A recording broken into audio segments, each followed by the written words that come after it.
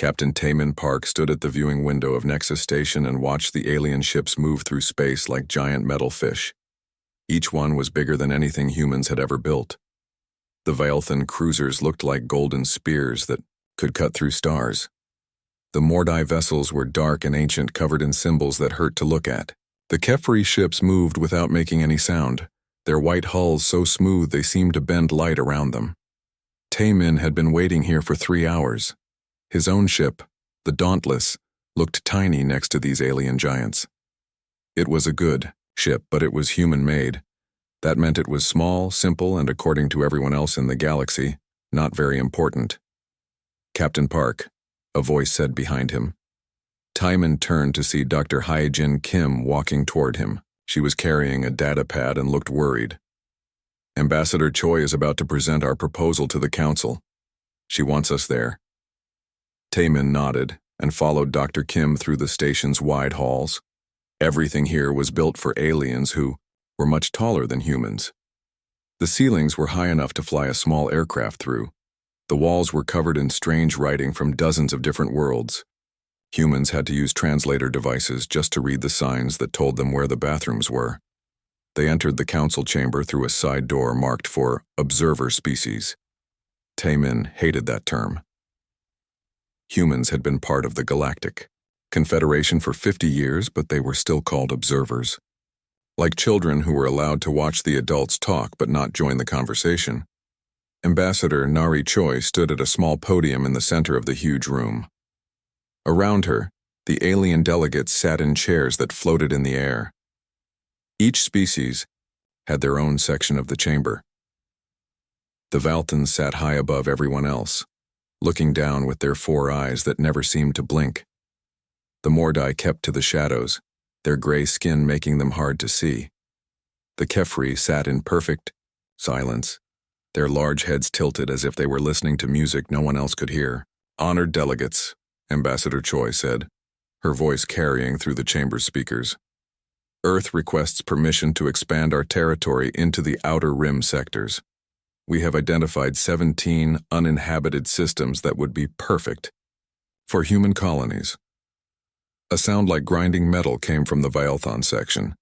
It took Timon a moment to realize they were laughing.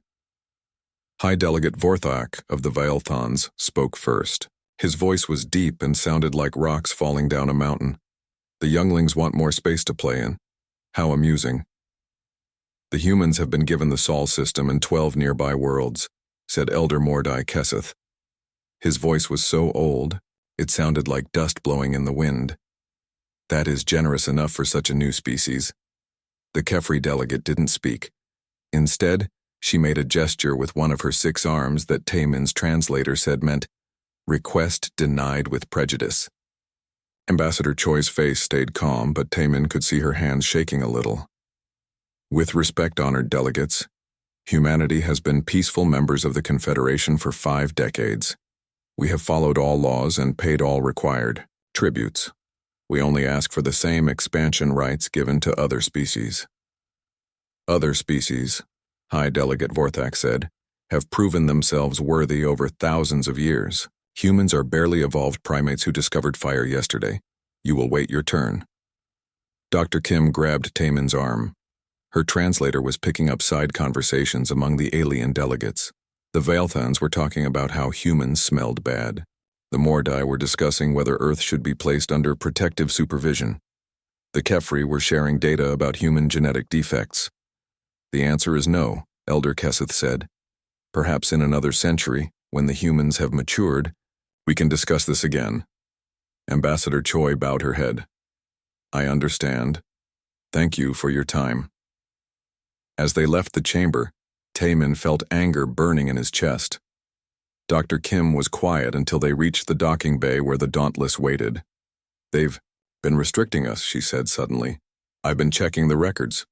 Every time human scientists make a breakthrough, the Confederation finds a reason to classify it as dangerous or inappropriate for young species." "What do you mean?" Taman asked. "Our fusion reactors are more efficient than anything the Velthans use, but we're not allowed to improve them. Our computer systems process information faster than Kefri technology. But we have to use their approved software. They're keeping us weak on purpose. Taman looked back at the massive alien ships in the docking bay. Why? Because they're afraid of us, Dr. Kim said. They've been the same for thousands of years. No innovation, no growth, just the same old ways of doing things. But humans? We change everything we touch. We make it better, faster, stronger. They can't control that, so they're trying to stop it.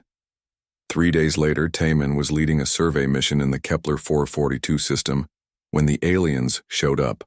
5 HFY battleships dropped out of hyperspace without warning. Each one was the size of a small city and armed with weapons that could crack a planet in half. The lead ship sent a message to the Dauntless. Human vessel, you are in violation of HFY territorial claims. Withdraw immediately.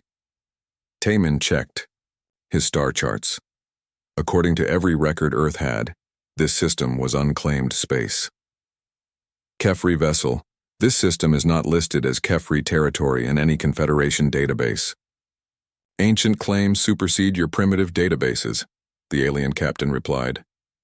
We have decided this system has historical significance to our people. Leave now, or face the consequences. Taman looked at his crew. They were good people, but the Dauntless had only basic weapons. Against 5 HFY battleships, they wouldn't last 10 seconds. Understood, Taman said through gritted teeth. We are withdrawing. As the Dauntless limped back toward Earth, Taman sent a coded message to Admiral Sung-Ho Lee back home. The message was simple. They're not going to let us grow. We need to be ready. Admiral Lee's response came 12 hours later. Understood. Phase 2 is authorized. Dr. Kim found Taman in his cabin, staring out at the stars. What's Phase 2? She asked. Taman turned to look at her. For the first time since joining the Confederation, he smiled a smile that wasn't friendly at all. It's time to show these aliens what humans are really capable of when they stop playing by other people's rules. The Dauntless continued its journey, back to Earth, but Taman was already thinking about the future. The aliens thought humans were weak children who needed to be watched and controlled. They were about to learn how wrong they were.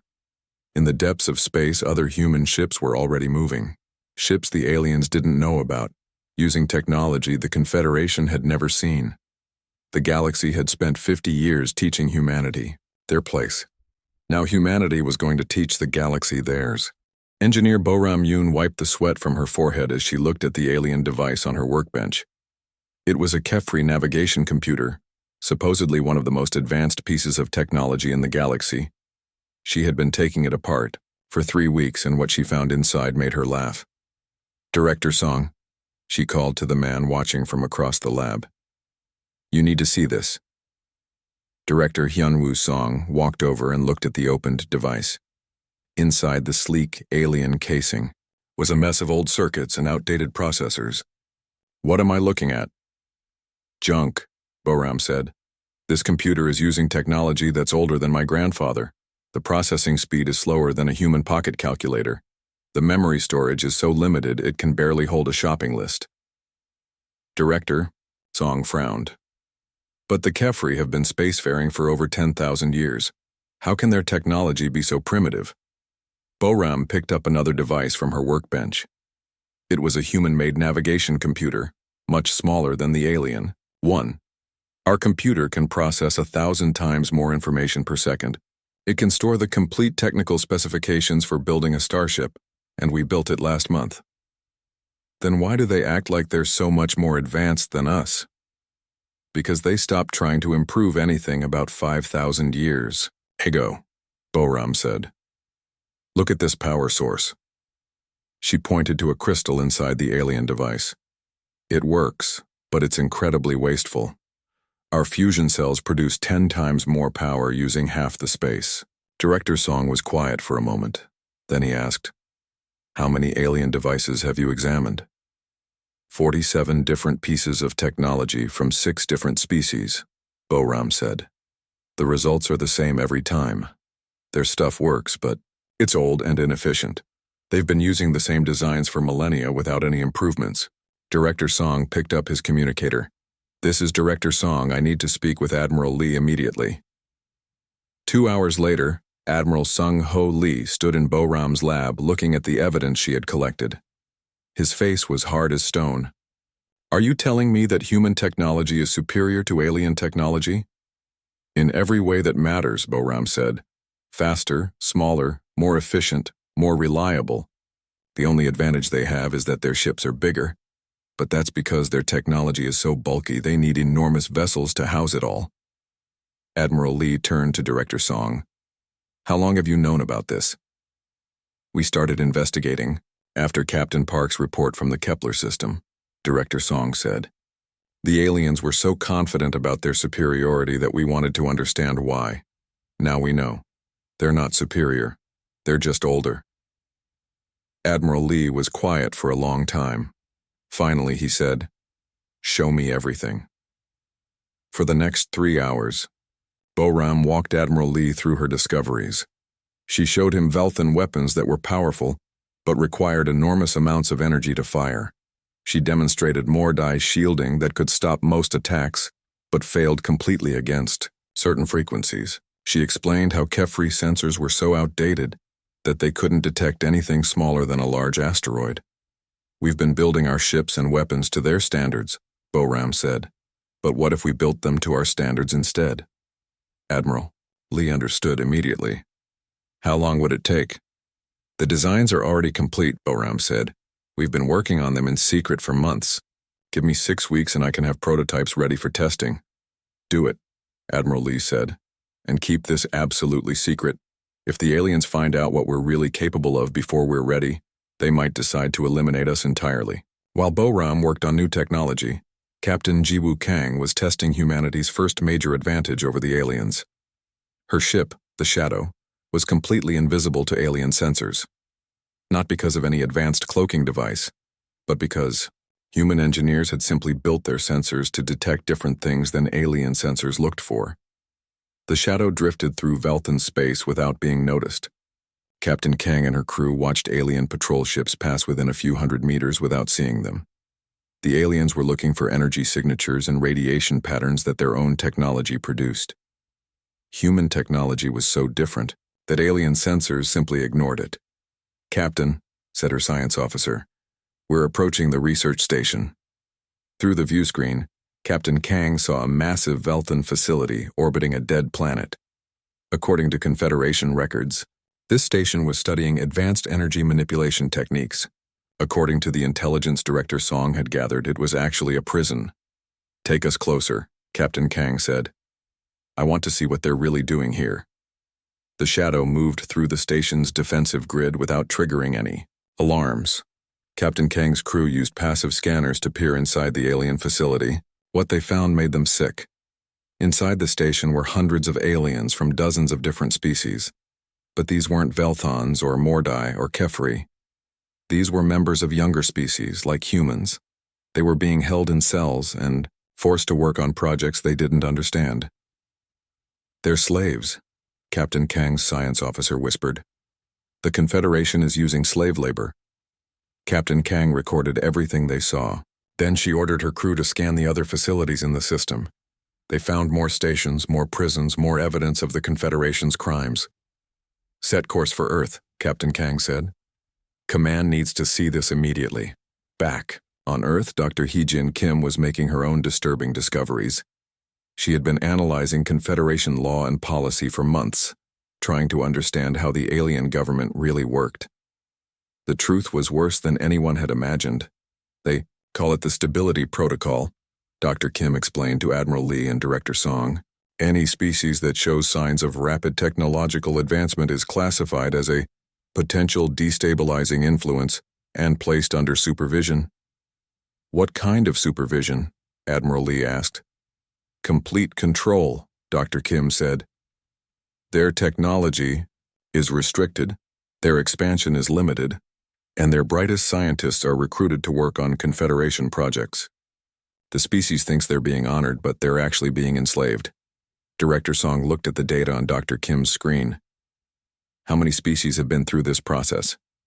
47 that I can identify," Dr. Kim said. "All of them," started as independent civilizations with promising technology.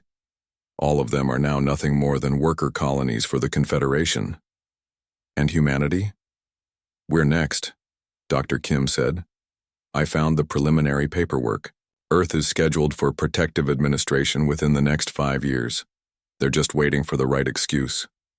Admiral Lee stood up and walked to the window overlooking Earth's capital city. Millions of humans went about their daily lives unaware that their freedom was about to be stolen by aliens who pretended to be their friends. Not if I have anything to say about it, Admiral Lee said quietly. Sir? Director Song asked. Admiral Lee turned back to face them. Activate the Deep Space Monitoring Network. I want to know every time an alien ship moves anywhere near human space. Start recruiting personnel for the new defense projects, and send a coded message to all human colonies. It's time to come home. What are you planning? Dr. Kim asked. When the aliens think they know everything about humanity, Admiral Lee said. They think we're weak children who will submit quietly when they come to put us in chains. They're about to learn that humans don't make good slaves. 3 days later, Captain Taemin Park received new orders. He was to take the Dauntless to the edge of human space and wait. Other ships would join him there. Ships that weren't supposed to exist. As the Dauntless traveled to the rendezvous point, Taemin thought about the last 50 years. Humanity had tried to be good members of the Galactic Confederation. They had followed the rules, paid their taxes, and accepted their place as the youngest species in the galaxy. But the aliens had never intended to treat humans as equals. They had always planned to turn Earth into another slave colony, another source of cheap labor for their ancient empire. That was their mistake. They had given humanity 50 years to learn, to grow, and to prepare. Now they were about to discover what humans could accomplish when they stopped holding themselves back. The galaxy was about to change, and it would never be the same again. General Mi Young Kwan stood in the command center buried deep beneath the Swiss Alps and watched the tactical display show alien ships approaching Earth. There were 12 vessels in the fleet, led by a massive Violthon command ship called the Golden Spear. According to intercepted communications, they were coming to establish a monitoring station in the Sol system. They had not asked for permission.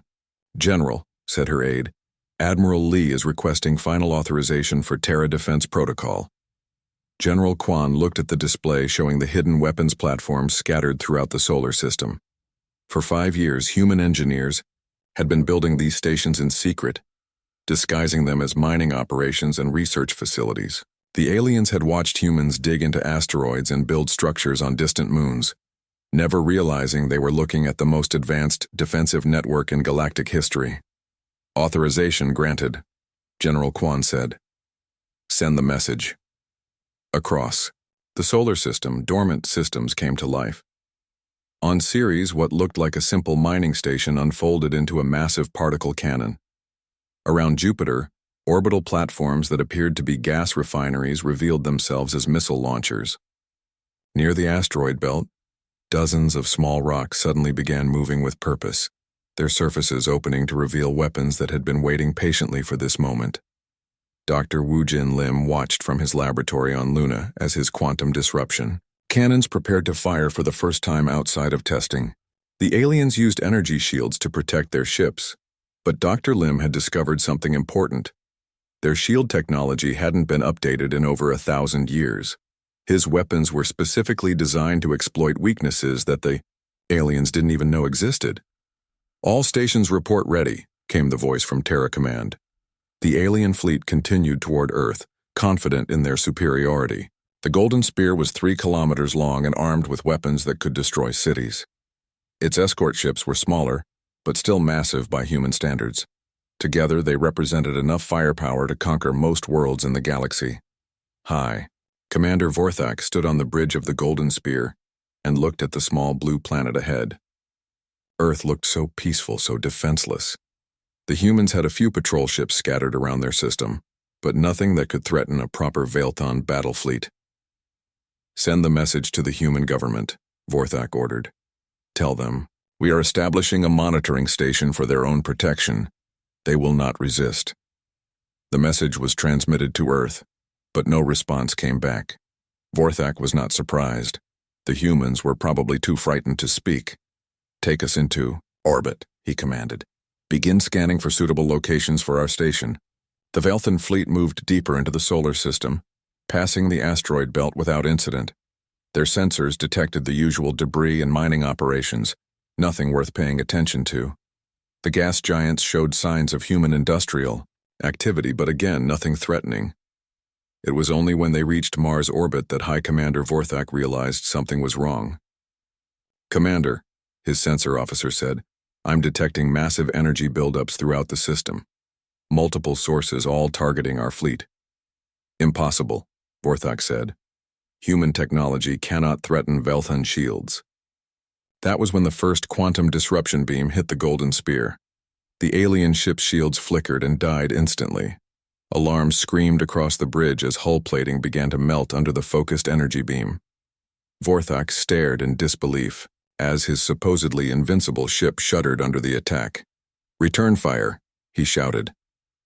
The Velthan weapons tried to lock onto their attackers, but the human weapons platforms were hidden inside asteroids and behind planetary bodies.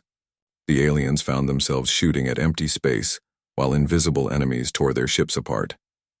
Commander Eugene Seo watched the battle from the bridge of the TRS Retribution, humanity's first true warship. Unlike the exploration vessels the aliens were used to seeing, the Retribution was built for one purpose: destroying enemy ships as efficiently as possible. "Take us in," Commander Seo ordered. "Let's introduce ourselves properly." The Retribution dropped out of stealth mode directly behind the alien fleet. The Velthans turned their weapons on this new threat, but their targeting systems couldn't lock onto the human ship. It moved too fast, used too little energy, and employed tactics their computers couldn't predict. Commander Seo's ship fired a single torpedo at the nearest escort vessel. The weapon was small by alien standards, but it carried a quantum warhead, designed by Dr. Lim's team. When it hit, the alien ship simply ceased to exist. "What was that?" High Commander Vorthak demanded. His science officer was frantically checking his instruments. "Unknown technology, Commander. Our computers have no data on human quantum manipulation capabilities." Two more escort ships vanished under concentrated fire from the hidden weapons platforms. The remaining aliens tried to retreat, but they found their escape route blocked by more human ships that had appeared from nowhere. Captain Taman Park commanded one of those ships. His new vessel, the Dauntless II, was nothing like the exploration ship he used to captain. This ship was built with human technology, human tactics, and human determination. It was faster than anything the aliens had ever seen and armed with weapons they couldn't understand. "Alien fleet," Captain Park broadcast. "You entered our space without permission and with hostile intent. Surrender now or be destroyed." High. Commander Vorthak's response was to order all remaining ships to fire everything they had at the human vessels. The space around Earth lit up with alien weapons fire, but the human ships danced between the attacks like fighters dodging raindrops. The battle lasted 17 minutes. When it was over, the Golden Spear was a drifting wreck with half its hull torn away. 3 escort ships had been completely destroyed. The remaining alien vessels had surrendered after watching their weapons fail to damage even a single human ship. General Quan opened a communication channel to the crippled Velthan flagship. "High Commander Vorthak, this is General Quan of Yao, Terra Defense Command. Your fleet has been defeated. You have 2 choices. Leave our space immediately or be destroyed. You have 5 minutes to decide." Vorthak looked around his ruined bridge. Half his crew was dead or injured. His ship's engines were barely functional. His weapons were useless against these impossible human ships. "We withdraw," he said quietly. The surviving alien ships limped away from Earth, their crews in shock. For the first time in Velthan history, their fleet had been defeated by a supposedly inferior species. News of the battle spread across the galaxy faster than light speed. Every alien government received the same message. Humanity had revealed military capabilities that no one had suspected. The weak, primitive humans had destroyed a Velthan battle fleet without losing a single ship. Ambassador Nari Choi stood before the Galactic Council once again, but this time the aliens weren't laughing. The chamber was silent as she delivered Earth's new demands. Humanity withdraws from all Confederation restrictions on our technology and territory, she said calmly.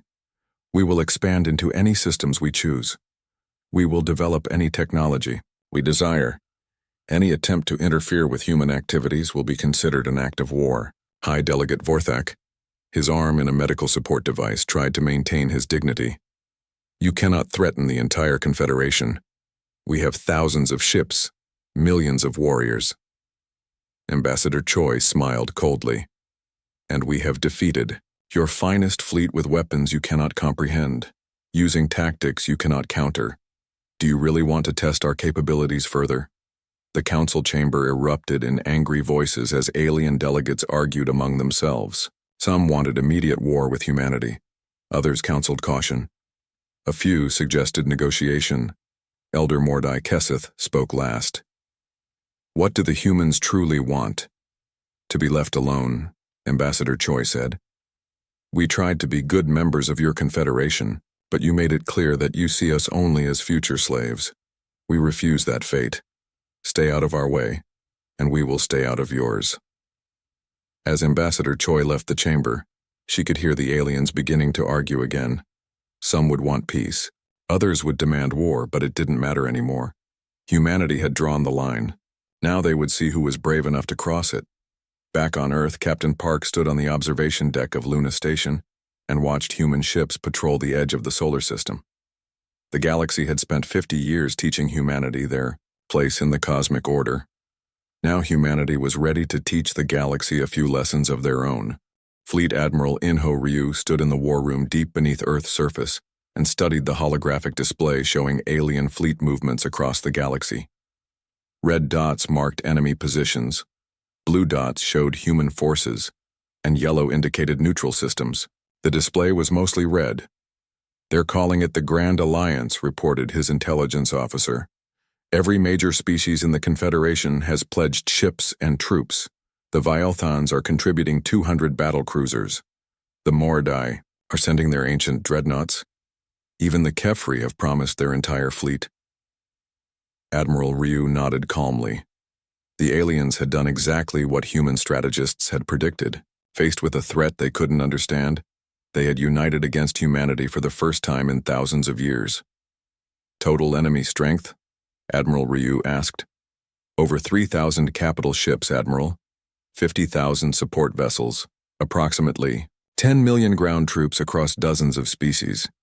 Dr. So Young Jang looked up from her console, where she was monitoring the final preparations for Project Prometheus. Admiral, they're bringing everything they have. This isn't a police action or a punitive expedition. They mean to wipe us out completely. Admiral Ryu walked to the tactical display and touched one of the red dots. Information flowed across the screen showing a massive Mordai fleet assembling near their homeworld. Ancient ships that had conquered 100 systems over the millennia were being prepared for war once again. Good, Admiral Ryu said quietly. When we win, there won't be any doubt about who rules this galaxy. His staff exchanged glances. The Admiral's confidence was absolute, but the numbers were terrifying. Humanity had perhaps 200 warships total, all of them built in the last 5 years. They would be facing an enemy force 15 times larger, with technology that had been proven in countless wars. Captain Dong-Hyun Kim understood the Admiral's confidence. As leader of the Terra Strike Corps, he had been testing human military capabilities against alien forces for months. His soldiers wore power armor that made them stronger and faster than any alien warrior. Their weapons could punch through alien battlesuits like paper. Most importantly, they could think and adapt in ways that alien soldiers could not. The first wave will hit the Proxima system in 6 hours, Captain Kim reported. 500 alien ships, mostly Velthan. They expect to find a small human colony with minimal defenses. What will they actually find? Admiral Ryu asked. Captain Kim smiled. Hell, sir, they're going to find hell. The Proxima colony had been evacuated weeks ago, but the alien ships approaching it saw a thriving human settlement with orbital platforms and defensive stations. What they didn't see were the quantum mines drifting invisibly through space, or the stealth ships waiting in the outer system, or the massive weapon built into the planet's surface. High Commander Zelthak led the Velton assault fleet with complete confidence. Humans might have new technology, but they were still a young species with limited experience. His fleet had fought in dozens of wars and conquered countless worlds. One human colony would fall in minutes. All ships, begin orbital bombardment, Zelthak ordered. Destroy their defenses, then land troops to secure the planet. The Valthan fleet opened fire on the human installations below. Energy beams and kinetic projectiles rained down on the colony, turning buildings to ash and melting metal. The attack continued for 10 minutes until the human defenses appeared to be completely destroyed. Excellent, Zelthak said. Deploy, landing craft, and the quantum mines detonated simultaneously. Invisible weapons that had been waiting patiently in space suddenly released focused bursts of energy that tore through alien hulls like tissue paper. 50 ships vanished in the first few seconds. The survivors tried to retreat, but found themselves surrounded by human vessels that had appeared from nowhere. Dr. Zhang's quantum entanglement weapons fired from hidden installations across the system. The alien ships found themselves under attack from weapons that struck faster than light, with no warning and no defense possible. Ship after ship simply ceased to exist as quantum disruption fields collapsed their molecular structure. High Commander Zelthak watched his fleet die around him and couldn't understand what was happening. His instruments showed impossible things: human weapons that violated the laws of physics, ships that moved faster than his sensors could track, energy signatures that his computers insisted could not exist. Retreat, he screamed. All ships emergency jump to hyperspace. Less than 100 alien ships escaped the Proxima system. The rest were destroyed or captured, their crews taken prisoner by humans who seemed to appear and disappear at will. The Iowa second wave of alien attacks hit 3 human systems simultaneously. The results were the same. Overwhelming alien forces met unexpected resistance and suffered devastating losses. Human ships fought with tactics that alien commanders couldn't predict, using weapons that alien technology couldn't defend against. On the planet Kepler 442b, Captain Kim led his strike corps against an army of Mordai ground troops. The aliens had expected to fight primitive humans with basic weapons. Instead, they faced soldiers who moved like lightning and hit like thunder. Kim's power armor let him run faster than an alien vehicle and jump higher than most buildings. His weapons could fire different types of ammunition depending on the target: armor-piercing rounds for heavy troops, explosive shells for vehicles, and quantum disruptors for anything that seemed too tough to kill normally. The Mordai had brought 10,000 soldiers to secure one human city. Captain Kim had brought 50. The battle lasted 3 hours. When it was over, the alien army had surrendered. How? The Mordai commander asked as human soldiers secured his troops. How is this possible? Captain Kim removed his helmet and looked at the alien general. You've been fighting the same way for thousands of years. We've been improving our tactics for 50 years. Every battle teaches us something new. Engineer Bo-Ram Yoon watched the war from her laboratory on Luna and marveled at how perfectly her weapons performed. The phase-shifting technology she had developed allowed human ships to become temporarily invisible and untouchable.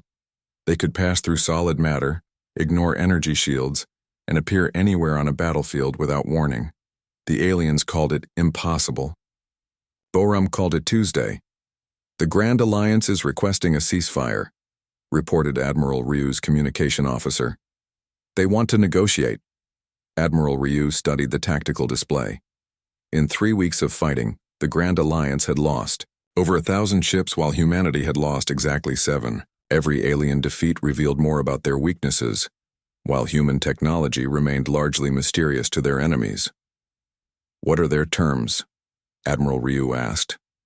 Complete human withdrawal from all contested systems, surrender of all new technology, and acceptance of Confederation oversight of human space. Admiral Ryu was quiet for a moment. Then he began to laugh. It started as a chuckle, but grew into full laughter that filled the war room. They lose 1,000 ships and they're demanding our surrender. Admiral Ryu wiped tears from his eyes. Send them our terms.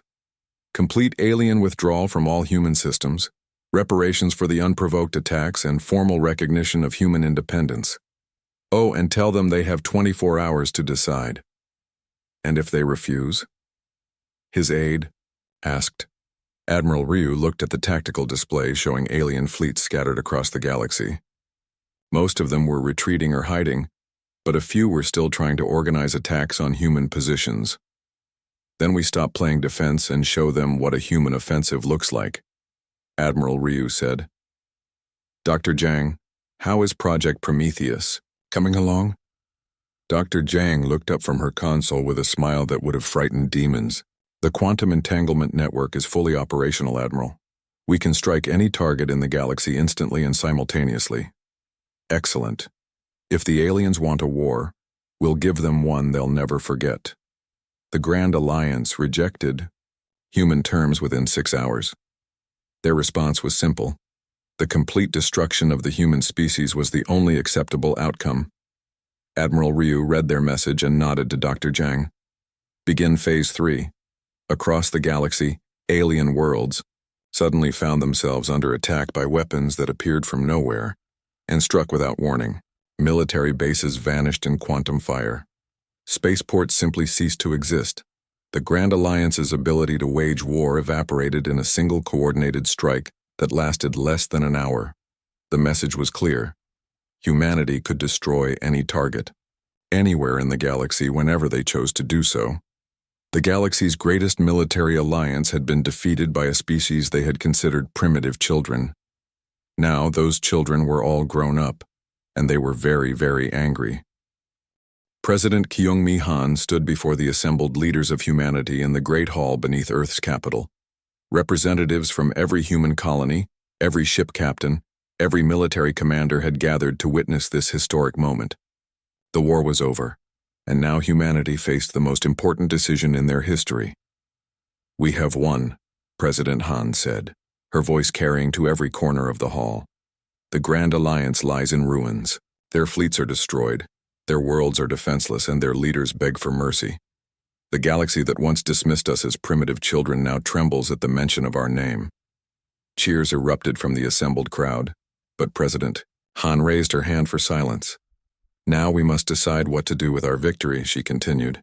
We could rule the galaxy. We could make the aliens serve us as they plan to make us serve them. We could become the new masters of 1,000 worlds. The hall was completely silent now. Every person present understood the weight of this moment.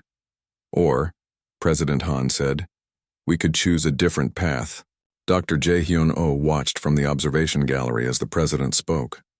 For 5 years he had been working on the most ambitious project in human history. The Sol barrier was nearing completion, and soon humanity would have the ability to isolate themselves completely from the rest of the galaxy. The aliens have shown us what happens when a species gains too much power, President Han continued. They become stagnant, corrupt, and cruel. They stop growing, stop learning, stop improving. We could follow that same path, or we could choose to remain true to what makes us human. Admiral Sujin Park, sister to Captain Taemin Park, commanded the Solar Defense Fleet from her flagship in orbit above Earth. She had seen the reports from across the galaxy. Human forces had not just defeated the aliens, they had completely dominated them. Every battle had been a massacre. Every engagement had ended in alien surrender. The aliens were right to be afraid. Humanity had become the most powerful military force in galactic history. I propose that we withdraw from galactic affairs entirely, President Han said. Let the aliens sort out their own problems. We will build our own civilization, free from their influence and their failures. The debate that followed lasted 3 days. Some representatives argued for galactic conquest. Others wanted to establish human dominance while allowing alien governments to remain in place. A few suggested complete genocide of the more hostile species. But in the end, the decision was unanimous. Humanity would isolate itself from the galaxy that had tried to enslave them. Dr. O received the authorization to activate the Sol barrier on a Tuesday morning. The device he had built was larger than most moons and more complex than anything ever constructed. It would create a quantum field around all human space that would make it impossible for alien technology to penetrate. All stations report ready. Dr. O announced to the control room. President Han nodded. Activate the barrier. The effect was immediate. A shimmering field of energy expanded outward from the Sol system, encompassing every human colony and outpost. Any alien ship that tried to cross the barrier would find their systems failing and their hulls beginning to dissolve. Any alien communication that tried to penetrate the field would be absorbed and converted to harmless energy. Humanity had built the ultimate fortress around their entire civilization. Ambassador Nari Choi delivered the final message to what remained of the Galactic Council. The once mighty chamber was nearly empty now. Most alien governments had collapsed during the war, and those that survived were struggling to maintain basic order. Citizens of the galaxy, Ambassador Choi said, her words being broadcast to every inhabited system. For 50 years you treated us as children. When we proved our strength, you tried to destroy us. Now you beg for mercy you never showed to others. The few remaining alien delegates listened in silence. They had no choice. We are done with your galaxy, Ambassador Choi continued. This is humanity's final warning. Terran space is sealed. Any attempt at contact will be considered an act of war. Any attempt to breach our barriers will result in the complete destruction of the attacking force. High Delegate Vorthuk, one of the few Vialtan leaders to survive the war, tried to speak. Please, Ambassador, surely we can reach some agreement. The galaxy needs stability, order. The galaxy needs to learn to take care of itself, Ambassador Choi interrupted. You had thousands of years to build a just civilization. Instead, you built an empire of slaves and called it order. That empire is over. She placed a small device on the podium in front of her. Before we leave, humanity offers one final gift to the galaxy. The device projected a holographic display showing technical specifications, scientific formulas, and engineering blueprints. It was a complete database of human technology, freely given to every species in the galaxy. We give these gifts to the younger species, Ambassador Choi said. The ones you have oppressed and enslaved. Let them use our knowledge to free themselves from your control. Across the galaxy, suppressed species received the greatest gift in their history. Humans had not just defeated their oppressors. They had given the oppressed the tools to free themselves. Captain Taemin Park, now an old man with gray hair and tired eyes, commanded the last human ship to leave alien space. The Dauntless 3 was a far cry from the exploration vessel he had once captained. This ship could destroy fleets, level planets, or travel faster than light itself. As the barrier completed its expansion and sealed off human space forever, Captain Park looked back at the galaxy they were leaving behind. Already, he could see the signs of change. Younger species were using human technology to throw off the chains of their oppressors. Old empires were crumbling as their former slaves became their equals, or even their superiors. Captain, his communications officer said, we're receiving hundreds of messages from alien governments. They're begging us to reconsider, offering treaties, promising anything if we'll just maintain contact. Captain Park smiled sadly. Send them one final message. Goodbye. The barrier sealed completely, cutting off all contact between human and alien civilizations. On the other side of that barrier, humanity began the greatest period of growth and discovery in their history.